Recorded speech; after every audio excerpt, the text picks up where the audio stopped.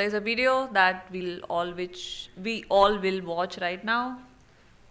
Can we have the AD, please? IDBI Intech Limited is a technology-led business transformation organization specializing in the banking, financial services, and insurance industry vertical. We are a 100% subsidiary of IDBI Bank. We specialize in digital solutions in combating financial crime, regulatory compliance, payment and settlement systems, payment middleware, enterprise risk management, liquidity management technology solutions, and many more for banking and insurance. Our solutions, built using AI, ML, help customers in precise decision-making and profitable business growth. Enhancing customer journeys is our goal and our constant endeavor. We have been recognized widely by various industry forums regularly. Utkarsh is IDBI Intech's ambitious academia industry mentoring program, which commenced its programs in January 2020. Our program is highly accepted and acclaimed, having delivered the sessions in more than 30 institutions. The uniqueness of our program comes from the handcrafted content by domain specialists, with decades of banking and technology experience.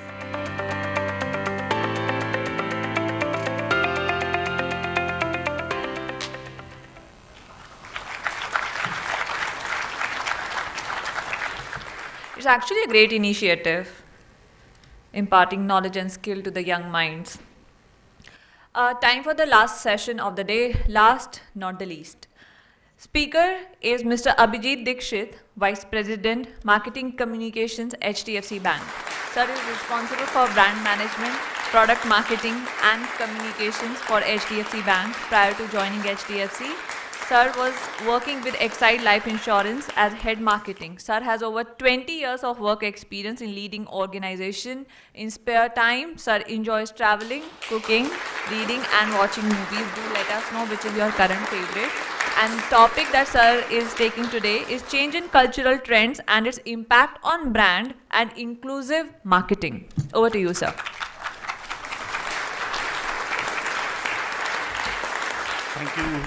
Thank you for the lovely introduction. I think I have the toughest job in this auditorium today, being the last speaker. My job is to ensure to keep you engaged and not allow you to get bored or run away.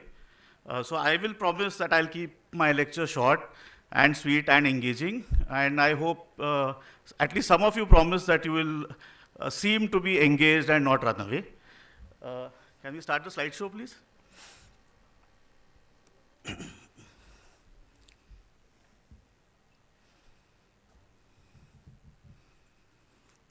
So while they fire up the presentation, the topic that I have taken up today is actually the impact of a once-in-a-lifetime event that has occurred in the last 2 years in our life, and how it has impacted us culturally, and how it has impacted us as marketeers.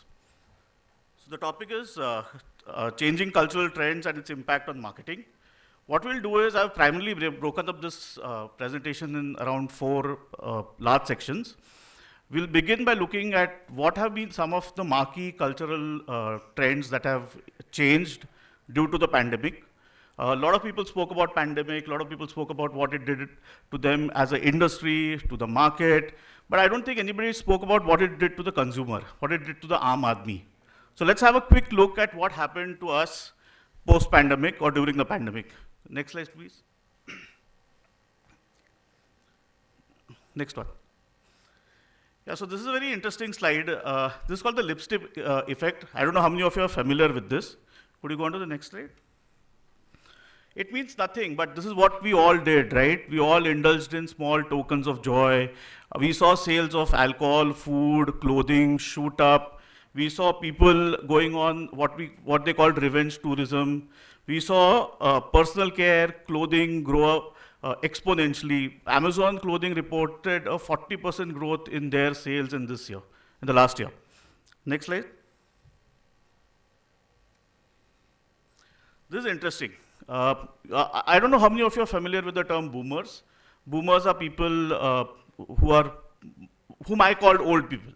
Okay, I am Gen X, boomers are people before me. So you do the math now.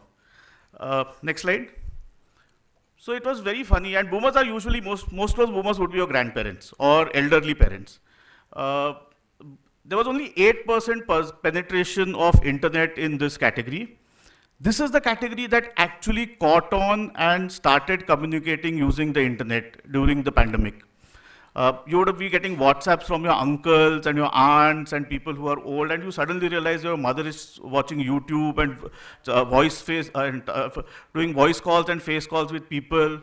And this was a revelation.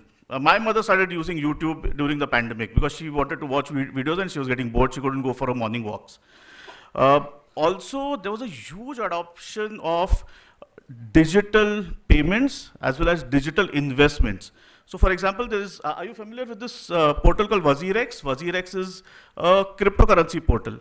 They saw a over 300% rise in boomers, people over 45 years. Imagine a 45-year-old trading in crypto. It's a huge jump, unbelievable, but it's happened. That's data. I mean, data doesn't lie. Can we go on to the next slide? Go on, next. So what's this? So the pandemic created a lethal combination, right? Pandemic, digital access, young people who had lots of time on hand, didn't know what to do. They were stuck at home, no college, no socialization, nothing. So they started making money. They started investing. We had 1.9 million demat accounts opening in the last year. I deal very closely with a company called HDFC Securities. It's a subsidiary of the bank. Exponential growth in opening of demat accounts, led by players like Upstock and Zerodha. How many of you have a demat account? Can we have a show of hands? Yeah, that's my answer. Almost 80% of the class behind us have demat accounts. Right? I'm sure in my class, if people had asked for demat accounts, we would have asked, what is demat? There were also a lot of passion economy platforms like Bolo, like Scroll Stack, like TagMe. They saw 2x growth. And Indians by default, now we are hardwired with money, right? What we call, we call it very loosely, we call it Banya Buddhi. But it's not Banya Buddhi, we understand money. Indians understand money, Indians understand how to make money. Indians don't understand how to spend money. That is the problem. But we know how to make money. We know how to use money. And Indians monetize this to the hilt. How did they do that? I think the next section would answer that. Could we go on to the next slide, please? This is the build your own system. Okay, we did it, right? During the pandemic, we had langars opening up, we had people starting oxygen cylinder services, we had people who had created apps. There was a gentleman in my team who was located in Indore.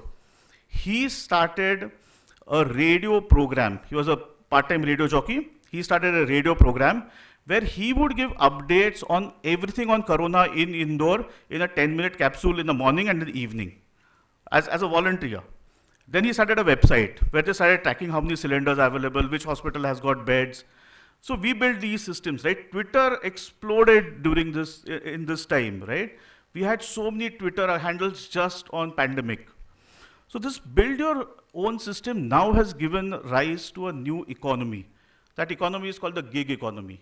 Right? We have heard of stories of men, and someone was mentioning, right? People left a 1,000 crore company to start their own business. People became bakers, people became home tutors. There were so many examples that we saw. All this came, the genesis of this was in the pandemic where we were left to fend for our own for a very long time. Next slide. This is troubling. I mean, this to me is really troubling. We all are very privileged, right? We all have access to the internet. Over half of India doesn't. Only 20% Indians know actually how to use digital service. WhatsApp is not digital service. And I have seen the struggle firsthand. I teach at a college called IIFM, Indian Institute of Forest Management, where they get students from deep geography. Deep places in Jharkhand, Chhattisgarh. And most of the students couldn't access classes for almost 3 sessions because they didn't have access to the internet.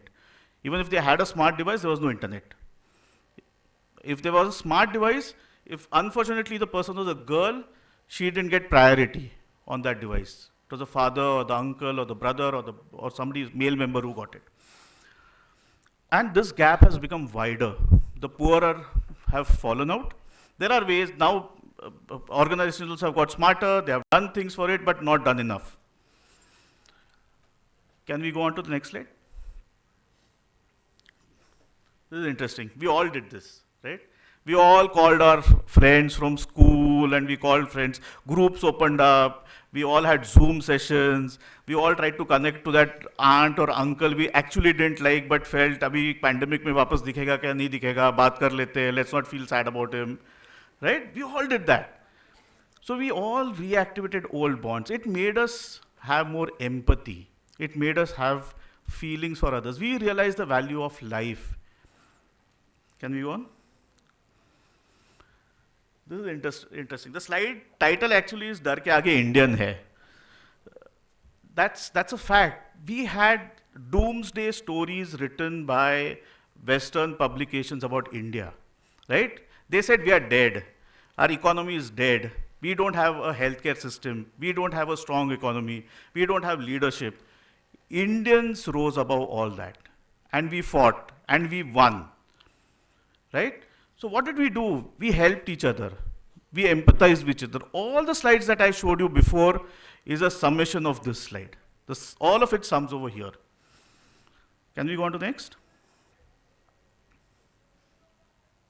And we did this by putting others above us. We reached out, right? As I was mentioning, Twitter had 500,000 individual Twitter accounts only on the pandemic. 500,000. 500,000 is 5 lakhs, by the way. It's a huge number. You know, we had crowdfunding done at huge scales, in crores of rupees. Forget about the controversies that we hear about crowdfunding now. There are genuine use cases which we have seen where people have actually used public money for public good. Can we go on to the next? This is interesting. How many of you attended Zoom shadis or Zoom birthday parties or Zoom reunions? This is exactly this. We all cut short on our accepted normal, right? I attended 3 Zoom shadis, 5 Zoom birthday parties. Terribly boring, no food, get your own food and eat it and make a fool of yourself. But I had to do it.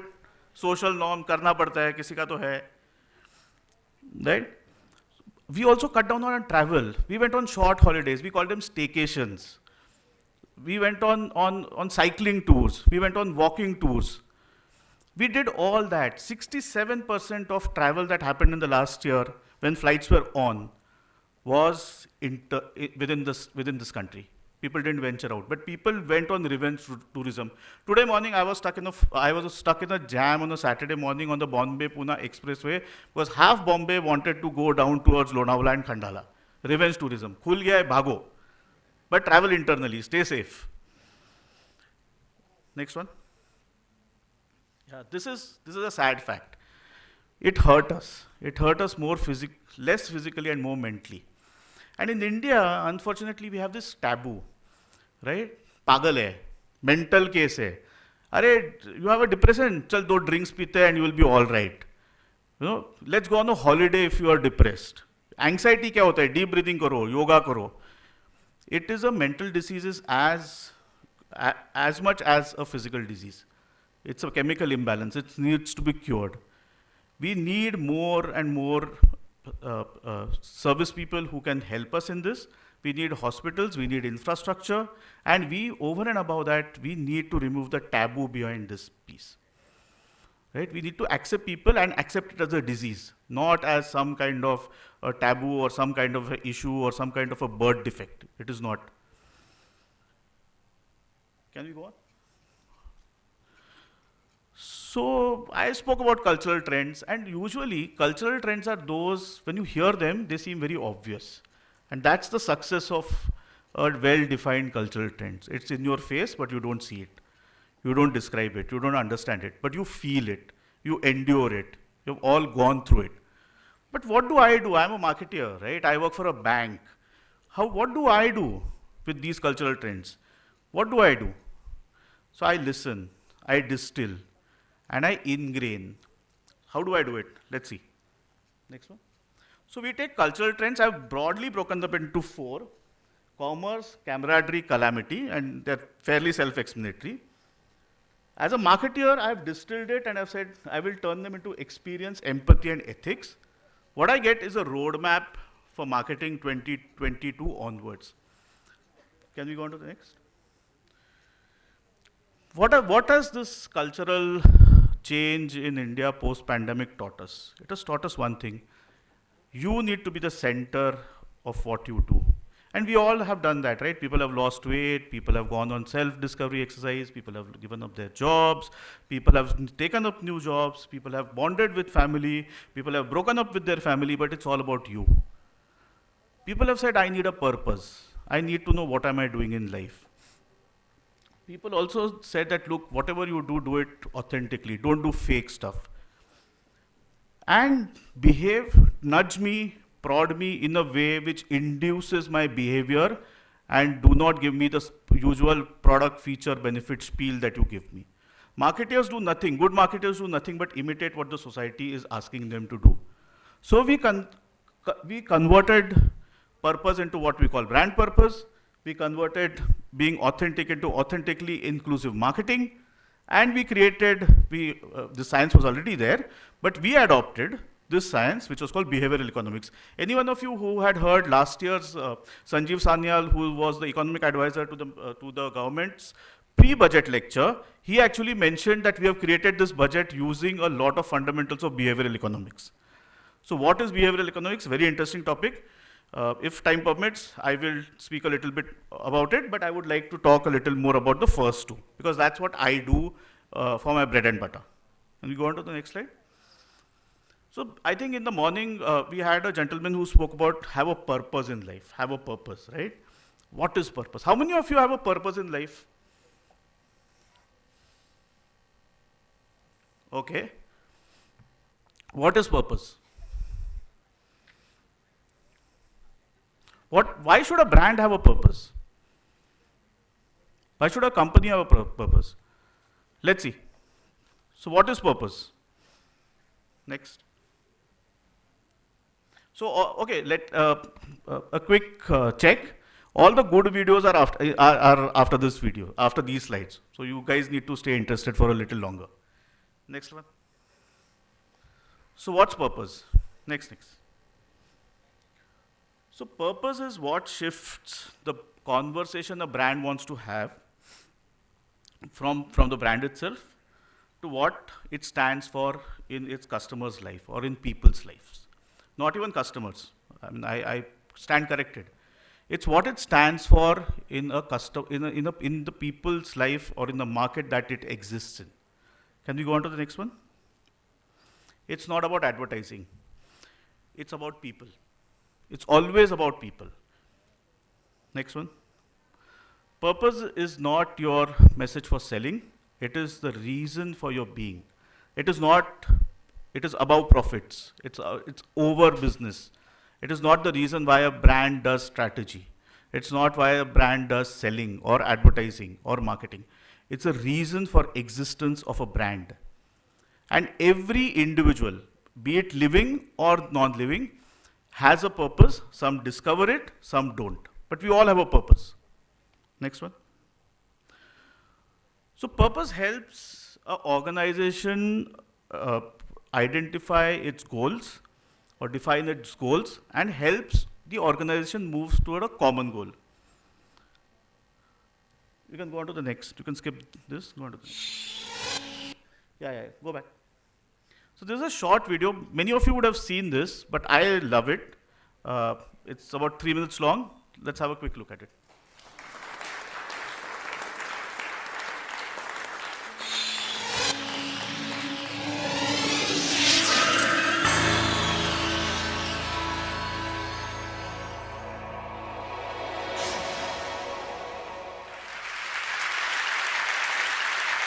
I call it the golden circle.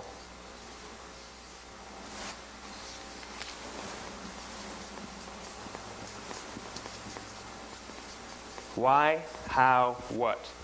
This little idea explains why some organizations and some leaders are able to inspire where others aren't. Let me define the terms really quickly. Every single person, every single organization on the planet knows what they do, 100%. Some know how they do it, whether you call it your differentiating value proposition or your proprietary process or your USP. But very, very few people or organizations know why they do what they do. And by why, I don't mean to make a profit. That's a result. It's always a result. By why, I mean what's your purpose? What's your cause? What's your belief? Why does your organization exist? Why do you get out of bed in the morning? And why should anyone care? Well, as a result, the way we think, the way we act, the way we communicate is from the outside in. It's obvious. We go from the clearest thing to the fuzziest thing. But the inspired leaders and the inspired organizations, regardless of their size, regardless of their industry, all think, act, and communicate from the inside out. Let me give you an example. I use Apple because they're easy to understand and everybody gets it. If Apple were like everyone else, a marketing message from them might sound like this. We make great computers. They're beautifully designed, simple to use, and user-friendly. Want to buy one? Meh. And that's how most of us communicate. That's how most marketing is done, that's how most sales is done, and that's how most of us communicate interpersonally. We say what we do, we say how we're different or how we better, and we expect some sort of behavior, a purchase, a vote, something like that. Here's our new law firm. We have the best lawyers with the biggest clients. We have, we always perform for our clients, do business with us. Here's our new car. It gets great gas mileage. It has, leather seats. Buy our car. But it's uninspiring. Here's how Apple actually communicates. Everything we do, we believe in challenging the status quo. We believe in thinking differently. The way we challenge the status quo is by making our products beautifully designed, simple to use, and user-friendly. We just happen to make great computers. Want to buy one? Totally different, right? You're ready to buy a computer from me. All I did was reverse the order of the information. What it proves to us is that people don't buy what you do, people buy why you do it. People don't buy what you do, they buy why you do it. This explains why every single person in this room is perfectly comfortable buying a computer from Apple. But we're also perfectly comfortable buying an MP3 player from Apple, or a phone from Apple, or a DVR from Apple.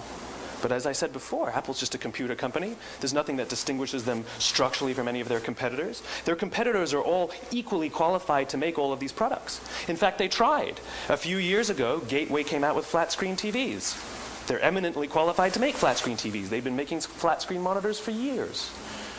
Nobody bought one. And Dell came out with MP3 players and PDAs.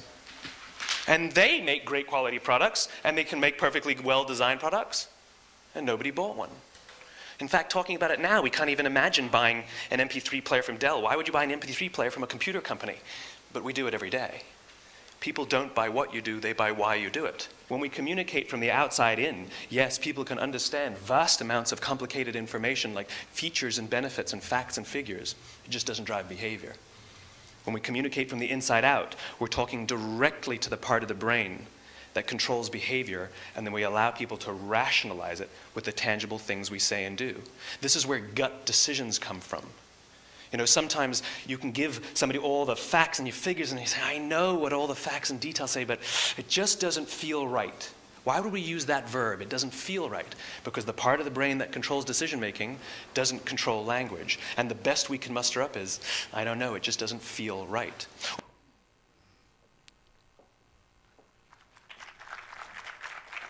So somebody was speaking of Apple being an iconic brand. This is the reason. This is the primary reason why people stand in long queues on a freezing winter morning in New York to buy an Apple phone, which does exactly the same thing that a Samsung phone does in form of a utility. But as a brand, different league. Next. Could you just go back? Sorry. Okay.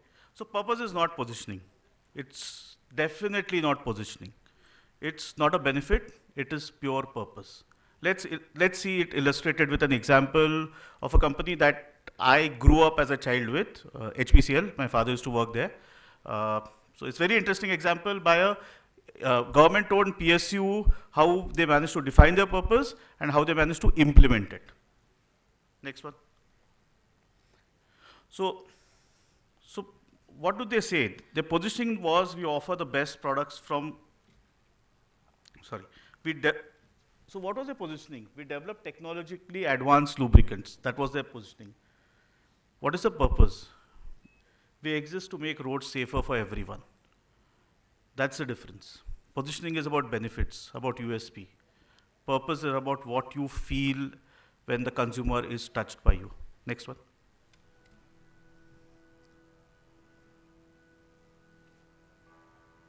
So this is an interesting video, a short one, not as long as the Simon Sek one, but it's very interesting.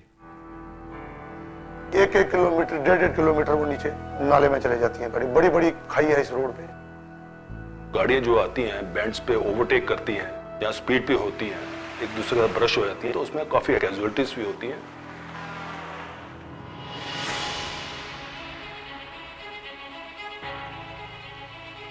On the hairpin bends, nobody knows that what is coming from the other side at what speed, and if they don't know, they can't take any action depending upon that.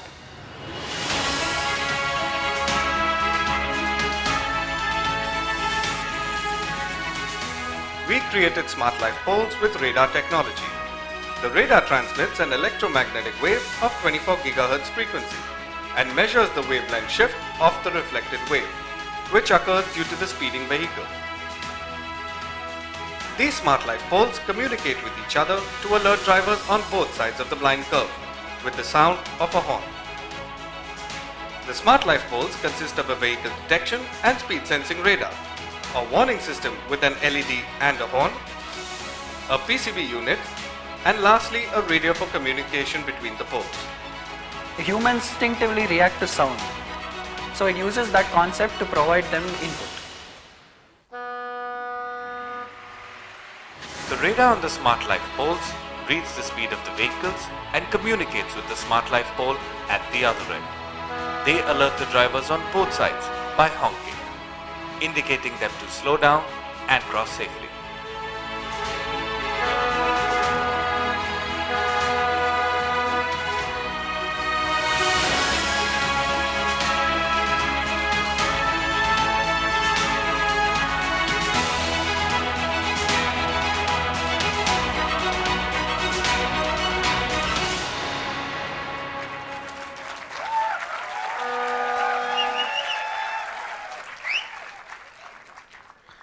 I hope this clapping is for liking the PPT and not out of sheer boredom to wake up the people sleeping beside you. Huh? I know it's been a long session, but I'll make it more interesting. I'll show you more videos. Okay. So what is purpose? It's not just talking about it. Okay, it's also how do brands live purpose. So I'm going to give you an example of a brand that is a Pune brand, not too far away from where you people are, of what they did to embody a purpose. They have a purpose. Their purpose is very well known. We have heard it from right from the time we were a child. At least I was a child. And it's a local brand. So I am sure you would be interested in knowing which that brand is. Any guesses? Which one? No. Local brand. Local multinational brand. Chalo, I'll give you one more clue. Local multinational brand which was recently in the news. Okay, let's not stretch the tension any further and let's see which one this is. So act. Don't talk, but act. Act your purpose. Never talk purpose. Don't go and advertise your purpose. That's a wrong thing to do. As a marketer, I will never advertise my purpose. Act. Do it. Next one. Next one. This is the local brand. They're very close to you. Bajaj. Go on.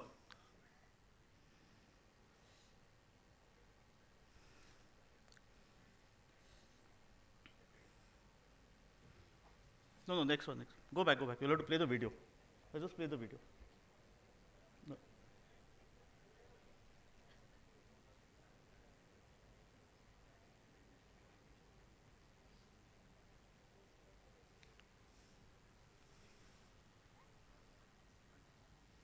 Okay, till I think he solves the technology issue. Can anyone guess what Bajaj did, which became a marquee event maybe about 4 5 years back, which showed, so Bajaj's purpose was to showcase themselves as a very strong national brand. So Bajaj has a long legacy. Bajaj is a very old story where they became a very, they started out as a Swadeshi brand. There's the whole Jamnalal Bajaj story that we hear of, how they did a lot of things for public good. There used to be this campaign they ran called India Scooter, Hamara Bajaj. They did a lot of things, right? They stood very strongly for, some people call protectionism, some people call Indian brands, right? They were a very Swadeshi brand. So they did something which was brilliant. And they really captured this whole space of, that's the play button, yeah. Former flagship of the Indian Navy, our first aircraft carrier, the legendary INS Vikrant, was hauled to a breaking yard where she's being ripped apart and reduced to scrap. Do we as a nation pay lip service to the memory of our war vets?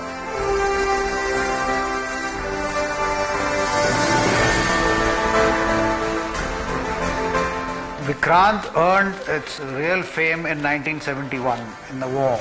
Vikrant played a very crucial role in India's victory against Pakistan, which led to the birth of a new nation called Bangladesh. Vikrant, in one word, mother. Floating airfield, floating city, powerful weapon. Pride of our nation. She was a national hero. My first reaction on Vikrant's being scrapped was of dismay. I was very sad, very sad. Protests in front of Lion Gate against the Navy to move the vessel to a ship-breaking yard. To send a ship to the scrap yard is almost like condemning a human being to execution. The country could have afforded to have maintained her.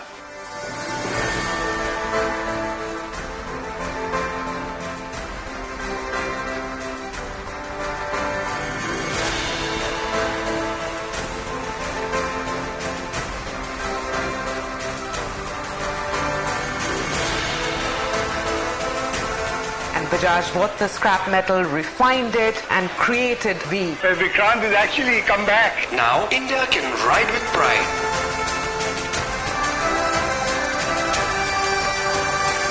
There cannot be a better tribute. I've never seen people inquiring about a product without seeing it. I can own a piece of history now.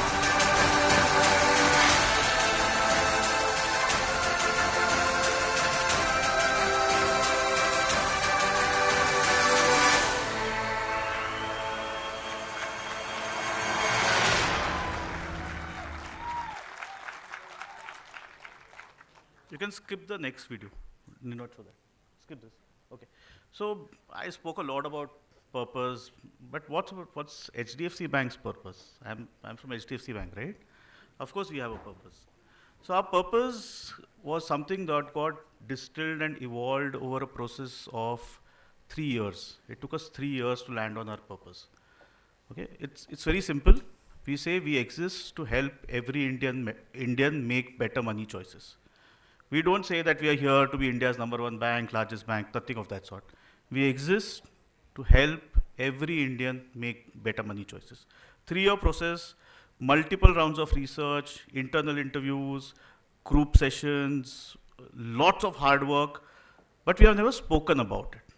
But we have done various acts, like the way you see the Bajaj Act, to demonstrate this purpose. So as I said, purpose is always demonstrated, never spoken, never advertised, never directly communicated to your customers. So what's this?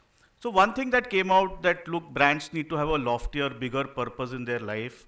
Post-pandemic, that feeling got more accentuated. It became more stronger. The other feeling that came out, which was, ये सब brands है, सब marketing है. They're making a fool of us. They are not inclusive. They are not taking everybody on board. They are not diverse enough. They are not dynamic enough. They don't have versatility. Why do you think people need inclusion? Why do people need equity? Why do you think brands or organizations should have diversity? It is very important. I'm sorry, I mean, don't get me bad, but today's panel had one woman member speaking, one woman member. 50% of your class is women, but there was one representation from marketing.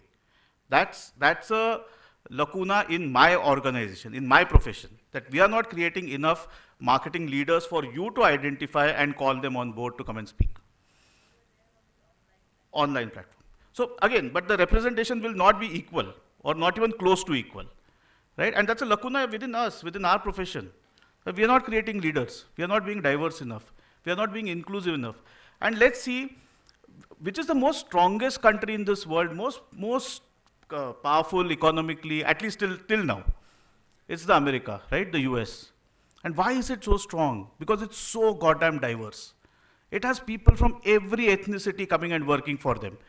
A person from Tamil Nadu, from Chennai can aspire to become the CEO, MD of Google and Facebook. One of them is from Hyderabad, one of them is from Chennai. And one gentleman from Bombay IIT now is head of Twitter, right? Because they are so diverse. One reason why we feel China will fail is because China is not inclusive. It is not diverse. It doesn't get enough people from outside to work for them. So what is the impact? Can you go on to the next one? So diversity definitely adds to innovation and revenue. It helps retain your employees. Next one. And it creates more ideas. It gives you more ideas.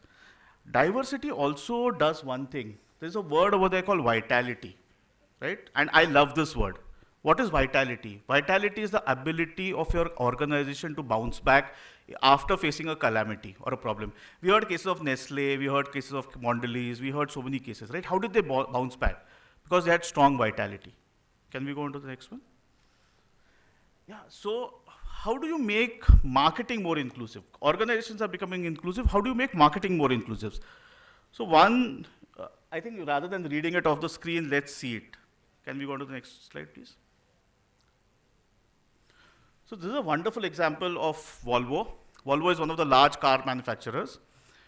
One way of making your brand more inclusive is start the inclusion process right from inception of your product, in your UI UX process, in your research. When you think consumers don't think only male or only female, think who will buy. Volvo was a car that was purchased by everybody. It was a family car. 40% of injuries caused during car accidents were to women. Volvo looked at that data and they said we are doing something wrong. When we are doing our test dummies, all our test dummies, people understand what a test dummy is, right? Amir Khan became one some years back in an ad. All our test dummies were designed by the male body structure. We didn't design test dummies for women. No wonder more women were getting hurt, getting injured in accidents. Can you see this?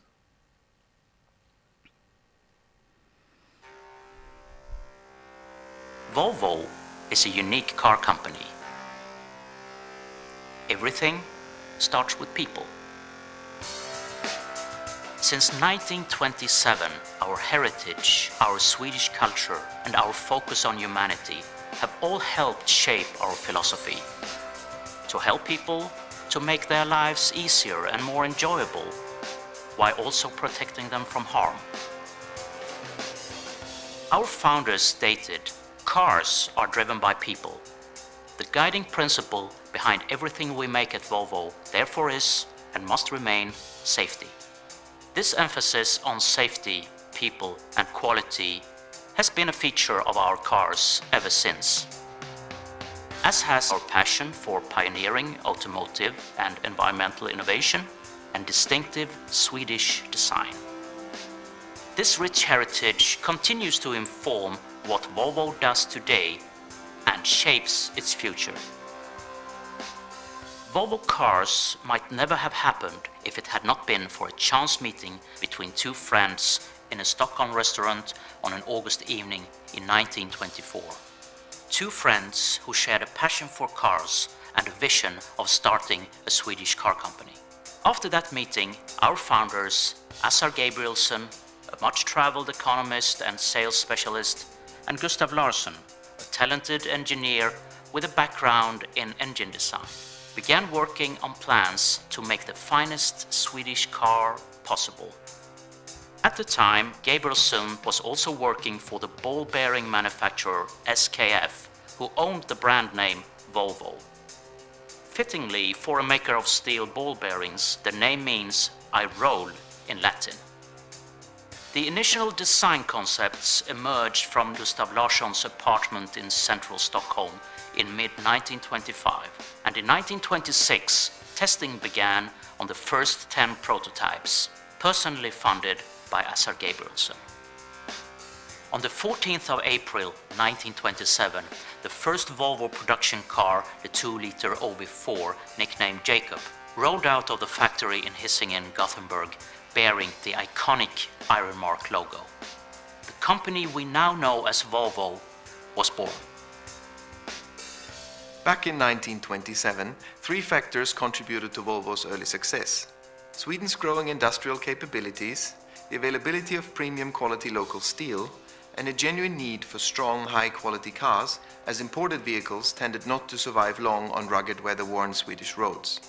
Since then, Sweden's distinctive culture, its respect for nature, and focus on social well-being have all continued to contribute to the evolution of Volvo as a unique human-focused company. Nowhere else in the world could have produced such a company.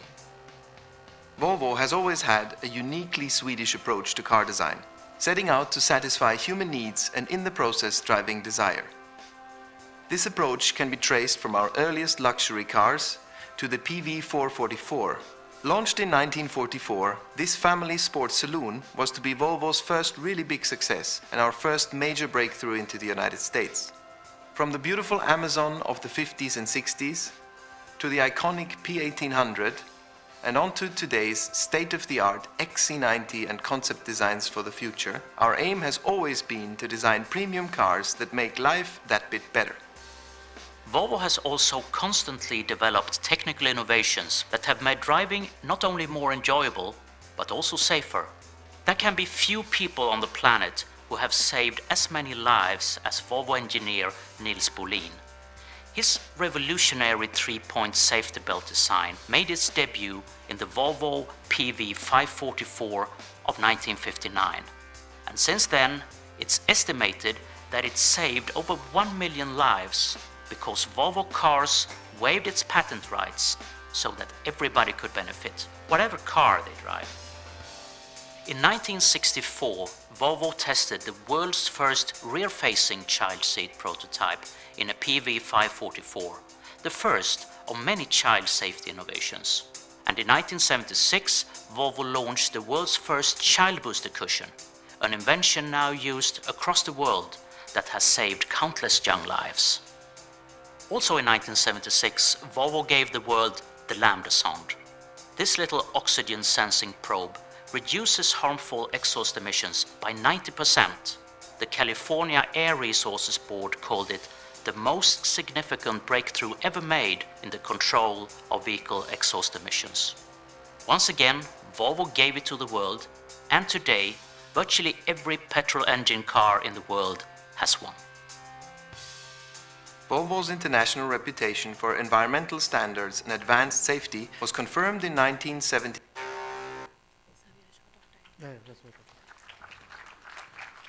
Okay, last 3 examples. This is very interesting case study. So Vicks, we used Vicks, we use it every time. They run this campaign called Vicks TouchOfCare, where they try and inspire us by telling diverse stories. This is one story we should all listen to because, for the simple example, this is a local story. This is from near Pune.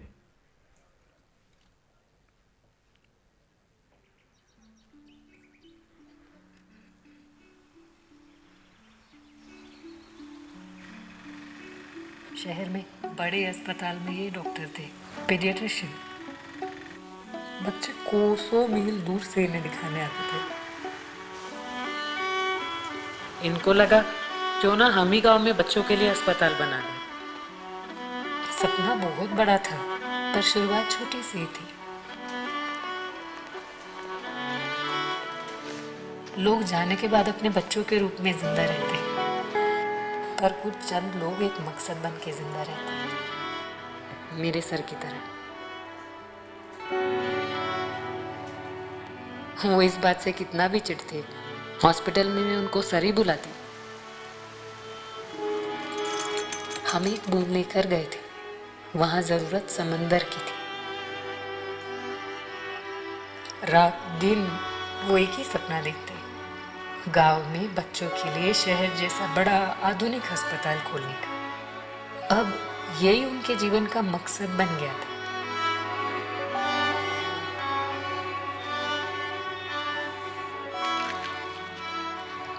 6 महीने हुए थे हमें गांव आए, Covid शुरू हो गया।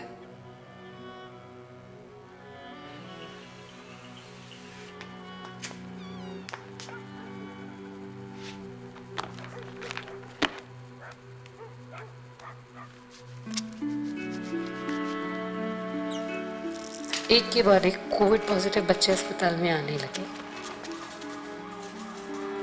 कई रात उन्होंने बच्चों की देखभाल करते हुए अस्पताल में ही गुजारी।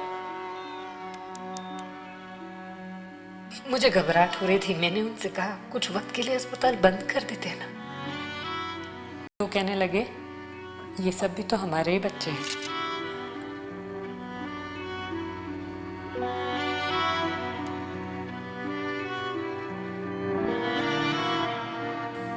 इन्होंने रात दिन एक करके हर बच्चे की जान बचाई।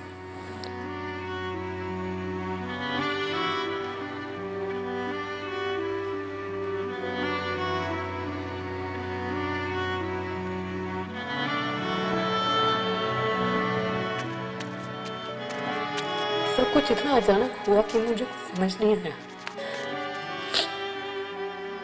इनको कोसों दूर कोविड स्पेशलिटी अस्पताल लेके जाना पड़ा।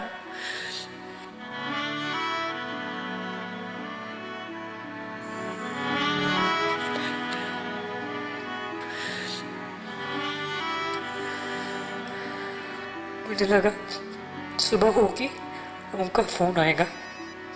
फोन आया पर उनका नहीं।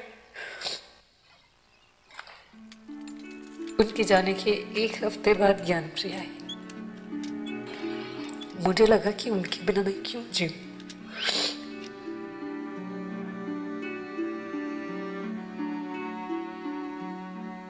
पर बहुत काम बाकी है। उनके अधूरे सपने का वो अब एक व्यक्ति नहीं है, एक विचारधारा है। अब उनके मकसद में वो जिंदा रहेंगे।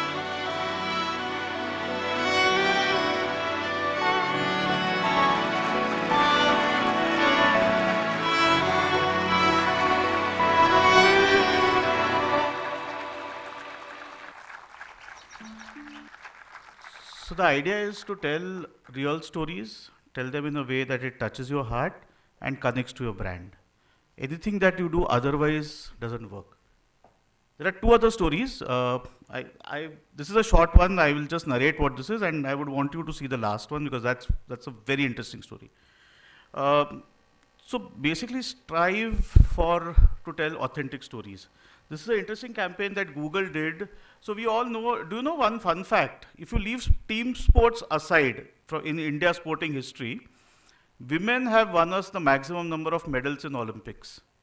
Our women athletes have won us maximum number of Olympics. If you leave team sports aside, which was hockey, but they are not recognized.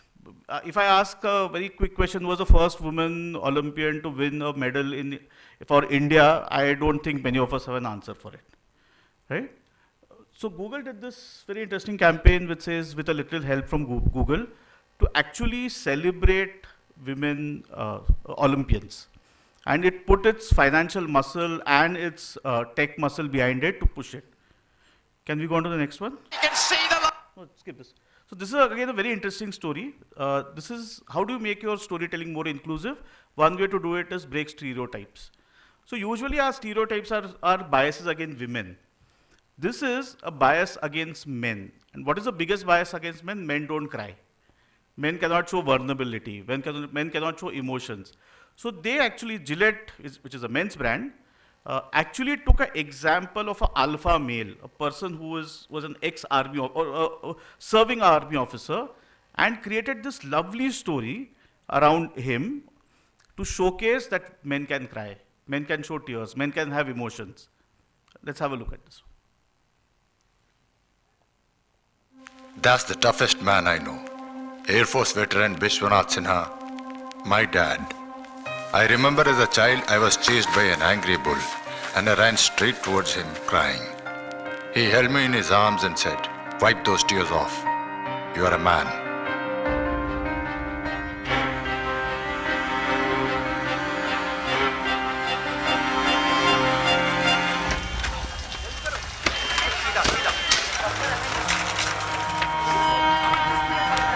I guess I stopped crying because I wanted to be like him, tough and strong.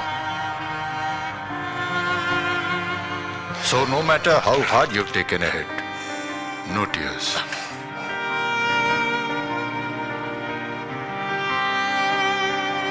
And so I hid. I hid my pain like Dad would want me to.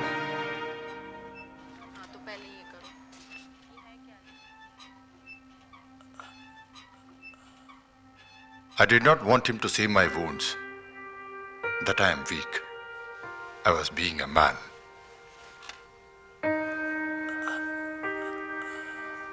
But this time, he didn't ask me to wipe my tears off.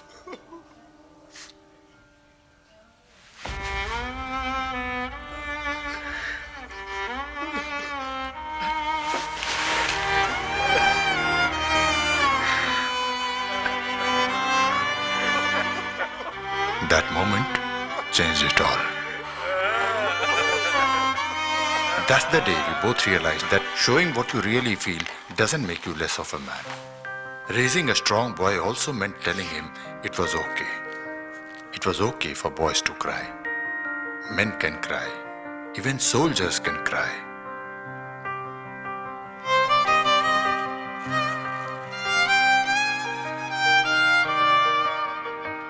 Because our pain reveals the best in us.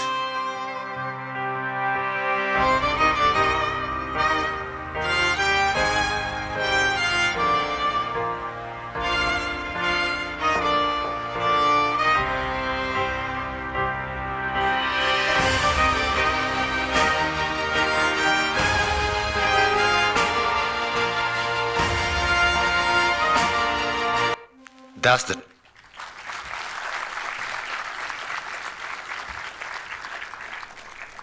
So again, I've spoken about it. You can Google it, you can YouTube it. Apple talks about openness, right? Being an open culture, diversity, etc., etc. They actually created a film around it. And they actually spoke about how open Apple is, how it's challenging stereotypes, how it is breaking stereotypes, how it is open to diversity, inclusion. And in India, we are still catching up, right? We are, in some parts of our work, we are open. In others, we are not.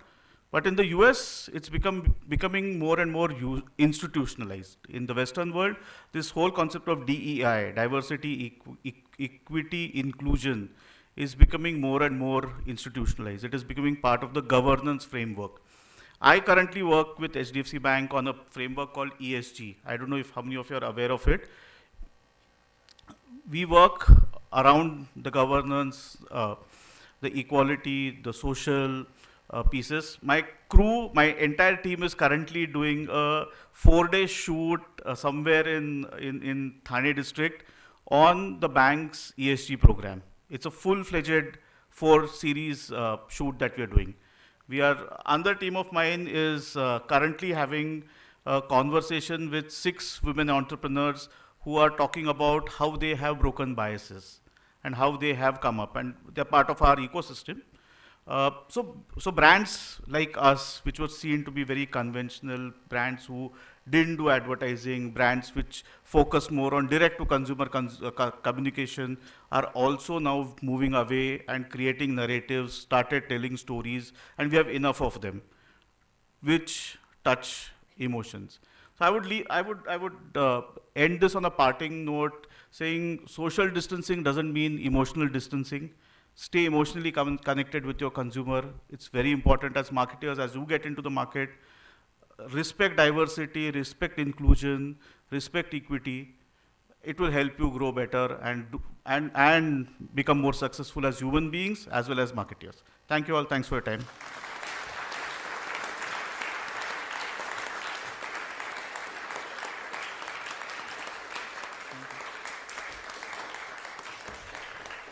Thank you, sir. Thank you so much.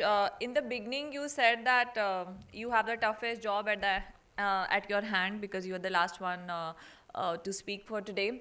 I must admit that you did your job fabulously. You were super engaging. You were super relatable. You agree with me, right?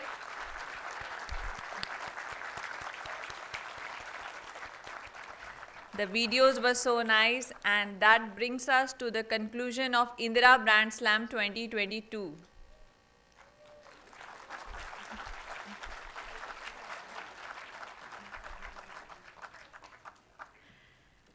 Okay, round of applause for Tarita ma'am, Chetan sir, without whose support and guidance we can never organize an event of this magnitude. A heartfelt thanks to our sponsors, 3C IT Solutions, No Paper Forms, Business Standard Taliyan Bajti Rahe Please, Ginger Hotels, El Pro Mall and Adroid. A round of applause for this super awesome placement team under the guidance of Madhuri ma'am, because they are the one with, because of whom we proudly claim that we have a great industry academy interface. Taliyan bajti rahein, please. And our IT team, branding team. Good job all the student volunteers. I want to take committee's name but I won't, क्योंकि अगर मैं किसी का नाम भूल गई तो लोग नाराज हो जाएंगे. I don't want to get into that. Thank you so much, and thanks to you for being wonderful audience, for being curious, for being inquisitive. Thank you everybody.